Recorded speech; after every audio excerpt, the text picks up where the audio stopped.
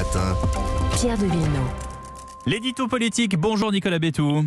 Bonjour Pierre. Emmanuel Macron et Marine Le Pen ont tous les deux évoqué une réforme des institutions qui permettrait le retour au septennat. Voilà, le rétablissement d'un mandat présidentiel de 7 ans contre 5 ans actuellement. Alors pour Emmanuel Macron, il serait possible d'effectuer 2 mandats successifs, soit 14 ans au pouvoir, alors que pour Marine Le Pen, le septennat ne serait pas renouvelable, ce qui, en théorie, permettrait au président de réformer sans se préoccuper de son éventuelle réélection. Alors je dis en théorie, parce qu'on voit bien avec Emmanuel Macron que s'il est réélu pour un second et dernier mandat, les réformes les plus dures, par exemple celles sur le niveau de vie de l'État, sur l'endettement public, sur le nombre des fonctionnaires, ces réformes ne seront pas faites, ou en tout cas, elles ne figurent pas dans son programme actuel. Mais quel est l'objectif de ce retour au septennat, qu'il soit renouvelable ou pas d'ailleurs ? Alors dans les deux cas, l'idée vient de la difficulté qu'il y a à réaliser des réformes de fond dans un temps aussi court qu'un quinquennat, étant entendu en plus que dans l'année qui précède la fin de cette période de 5 ans, tout ou presque est gelé. Mais d'un autre côté, 7 ans sans remise en cause du pouvoir, sans respiration démocratique, c'est très long. Et c'est pourquoi Emmanuel Macron a lancé l'idée, si le septennat bien sûr était instauré, de créer des élections législatives de mi-mandat. C'est une pratique qui nous vient des États-Unis où, systématiquement, 2 ans après l'élection d'un président, il se tient des élections législatives, de sorte que le chef de l'État est toujours à l'écoute de la vox populi, toujours à la recherche d'une revalidation politique.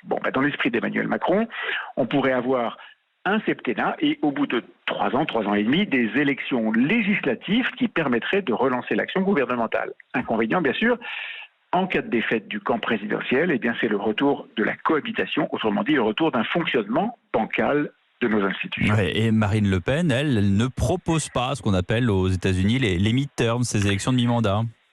Non, en effet, elle ne le propose pas formellement, mais attention, ça ne signifie pas que des législatives n'auraient pas lieu au cours du septennat, puisque, comme vous le savez, les députés sont élus pour 5 ans. Il y a donc forcément un moment politique de revalidation du président ou de cohabitation au cas où il serait désavoué. Mais est-ce que ça change quelque chose dans la vie démocratique du pays ? Je vais vous dire les choses autrement. Est-ce que ce septennat, quel que soit l'aménagement imaginé pour les législatives, est-ce qu'il répond au problème de ce qu'on appelle la désaffection démocratique ?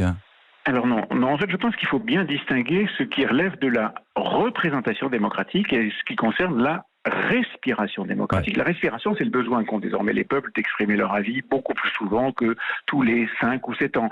C'est l'exigence dans nos sociétés modernes de se tourner plus souvent vers les électeurs pour leur demander leur avis. Ça peut se faire au travers de référendums, par exemple, ça peut se faire au travers d'assemblées citoyennes que l'on consulte, mais on a bien vu avec la Convention climat que c'était très peu satisfaisant sur le plan démocratique.